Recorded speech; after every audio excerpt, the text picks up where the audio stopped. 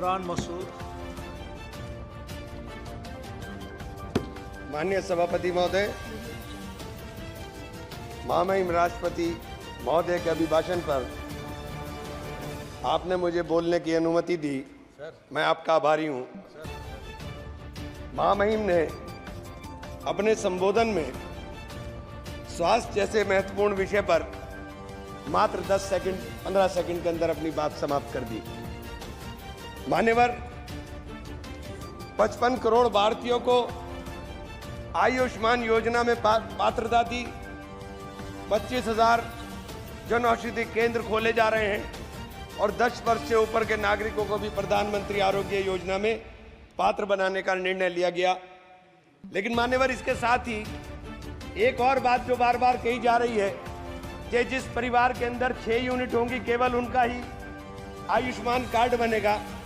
एक तरफ जनसंख्या नियंत्रण की बात होगी और दूसरी तरफ जिनके ज्यादा बच्चे होंगे केवल उनका ही आयुष्मान कार्ड बनने का काम होगा। आयुष्मान योजना के अंदर जब आप प्रगति का जश्न मनाते हुए इस चुनौती को भी स्वीकार करिए कि इस योजना में लगभग 34 करोड़ कार्ड जारी किए गए, जिनमें से 6.5 करोड़ 80 लाख लाभार्थियों को उपचार मिला।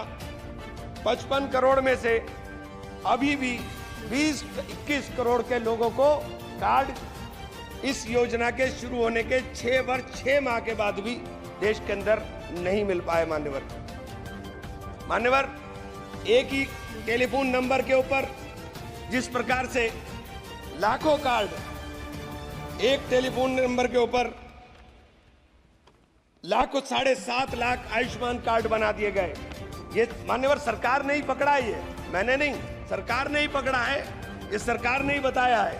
एक ही नंबर के ऊपर ये एक योजना लोगों के भलाई के लिए, लोगों के अच्छाई के लिए ये योजना थी।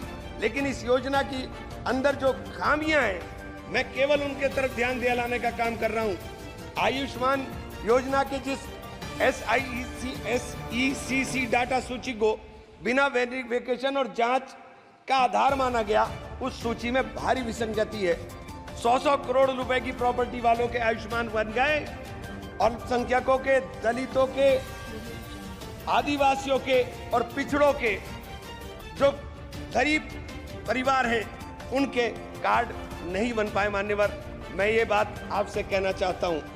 मान्यवर, मैं ये बात आयुष्मान योजना के ऑडिट में भी कैग ने गंभीर अनियमितताएं पाई थी। माननीय अध्यक्ष जी, हेल्थ सर्विसेज हमारे देश के लिए, चूंकि जिस देश का नौजवान स्वस्थ होगा, जिस देश का नौजवान स्वस्थ होकर के काम करेगा, वही देश तरक्की करेगा। स्वास्थ्य के ऊपर जब आप बात करते हैं कि हमने 315 मेडिकल कॉलेज नए बना दिए, लेकिन उन मेडिकल कॉलेज के अंदर क्या मानकों के अनुरूप आपने जो उपकरण है उनको उपलब्ध कराने का काम किया, या उन मानकों के अनुरूप आपने डॉक्टर उपलब्ध कराने का काम किया? मान्यवर, मेरे यहाँ शेखुल मेडिकल कॉलेज बनाया गया, 10 साल हो गए उस मेडिकल कॉलेज को, लेकिन आज तक उस मेडिकल कॉलेज के भवन हस्तांतरित नहीं हुआ, और जब भवन हस्तांतरित नहीं हुआ तो अनुरक्षण का पैसा नहीं मिला। मान्यवर, 10 साल तक जिसके ऊपर मेंटेनेंस ना हो, उस भवन को बताइए उसकी स्थिति क्या हो गई हो। मेडिकल कॉलेज बना दिया है, लेकिन मेडिकल कॉलेज के अंदर डॉक्टर नहीं है, एक भी सुपर स्पेशलिटी विभाग नहीं है। आप कह रहे हैं मेडिकल कॉलेज है, कोई सुपर स्पेशलिटी नहीं है, और जब सुपर स्पेशलिटी नहीं है तो फिर मरीजों को बाहर जाना पड़ेगा। मान्यवर, बड़ा चारों तरफ से घिरा हुआ, 3-3, 4-4 प्रदेश से घिरा हुआ क्षेत्र है मेरा। जब मेरे जैसे क्षेत्र जो समृद्ध क्षेत्रों के अंदर भी लगता है, वहां पर उस मेडिकल कॉलेज का, सरकारी मेडिकल राजकीय मेडिकल कॉलेज का ये हाल है, तो देश के अंदर क्या होगा? मान्यवर, इस तरफ ध्यान देने की जरूरत है।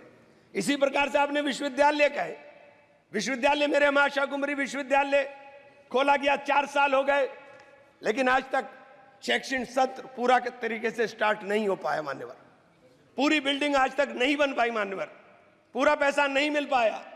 आपके केंद्रीय विश्वविद्यालयों में जिस प्रकार के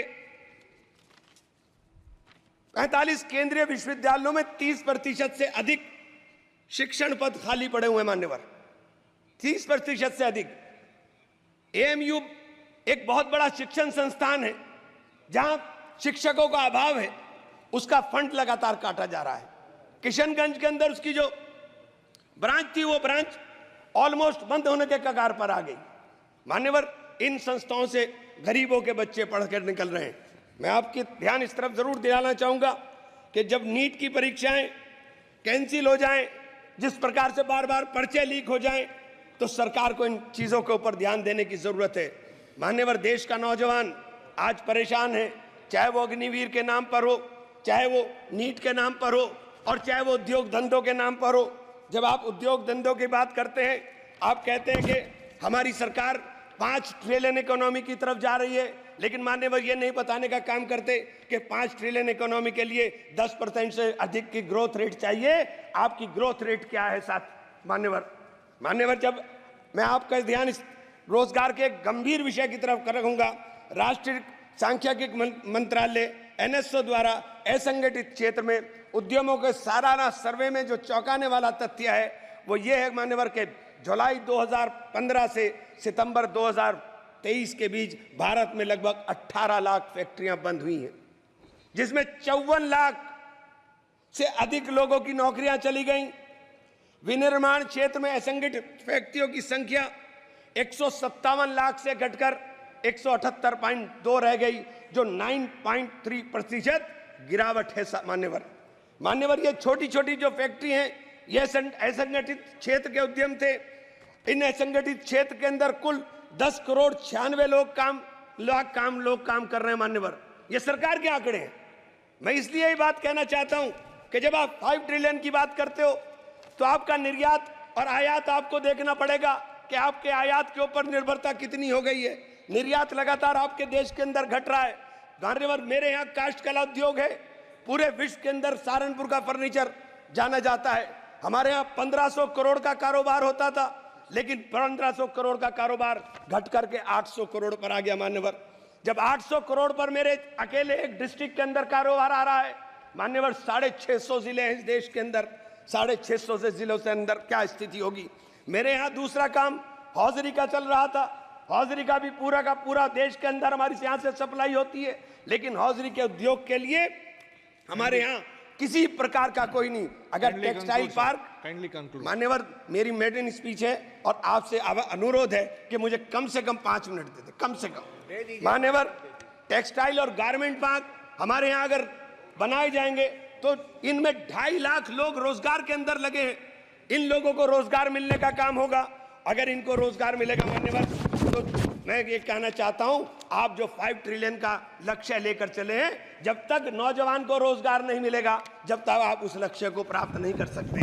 आप बार बार मान्यवर लगातार चल रहा है कि कानून देश में कड़े बनाए जा रहे हैं, लेकिन भीड़ अनियंत्रित होकर के जिस तरह से लोगों को मारने का काम कर रही है, जिसे मॉब लिंचिंग कहते हैं। मेरे जनपद में, मेरे मंडल में 3 लोगों को छत्तीसगढ़ के अंदर मारा गया। मान्यवर, उत्तर प्रदेश के अंदर, अलीगढ़ के अंदर इस प्रकार के भीड़ तंत्र ने एक व्यक्ति की हत्या की। मान्यवर, आगरा के अंदर 2 लोगों ने आत्महत्या की, केवल पुलिस के उत्पीड़न से तंग आकर के। मान्यवर, फिरोजाबाद के अंदर एक कैदी मारा गया, जो पुलिस सही सलामत उठा करके ले गई। जो ये हालात देश के अंदर बन रहे हैं, आप कानून सख्त करने की बात कर रहे हैं। मान्यवर, ये कानून सख्त करने से केवल काम नहीं चलेगा, उसके ऊपर अमल करने से काम चलेगा। मान्यवर, अमल होना चाहिए। Please conclude, please. 2 मिनट मान्यवर, बस 2 मिनट में कर दूं। अगर आप, मैं आपसे मान्यवर जरूर एक बात जरूर कहना चाहूंगा। मेरे क्षेत्र में मां शाकुंभरी बहुत बड़ी सिद्धपीठ है। बाहर 10 साल से मान्यवर, पिछले 10 साल से दिल्ली यमुनोत्री नेशनल हाईवे अधूरी स्थिति के अंदर पड़ा हुआ है। बार बार बड़ा शोर मचाया जाता है कि सब पूरा हो रहा है, लेकिन आज तक नहीं हुआ। उस सिद्धपीठ के जाने का रास्ता मान्यवर उस हाईवे से जाता है। अगर मान्यवर इसी योजना के अंदर उसको शामिल कर लिया जाए कि हमारी सिद्धपीठ के ऊपर जाने वाले श्रद्धालुओं को रास्ता सही मिल जाए, तो मान्यवर लाखों लोग उधर जाने का काम करते हैं। मेरे शहर के अंदर, सहारनपुर शहर के अंदर मान्यवर एक एलिवेटेड हाईवे की आवश्यकता सबसे ज्यादा थी। मैंने आपके माध्यम से अनुरोध करना चाहता हूं कि हम लोग जीत कर आए हैं, लोगों ने बड़ी उम्मीदों के साथ जीता है और मुझे तो कहा था रघुकुल रीत सदा चली आई, प्राण जाए पर वचन न जाए। जिन लोगों ने मुझसे वचन लेकर के जीत का वादा किया था, मान्यवर मेरी भी जिम्मेदारी है, मैं आपसे हाथ जोड़कर विनती करता हूं मान्यवर सरकार को कहें कि हमारे जगदम्बिका पाल। धन्यवाद मान्यवर, आप लोग धन्यवाद। सर जी, श्री जगदम्बिका पाल।